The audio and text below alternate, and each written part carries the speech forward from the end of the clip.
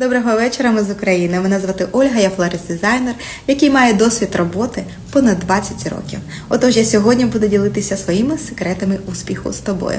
Я працювала в Україні, в Європі і зараз я відкриваю власну страву в Америці. Тому, перше правило флориста – правило кольору. Є теплий і є холодний відтінки.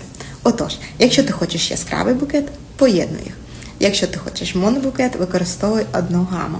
Але тут секрет.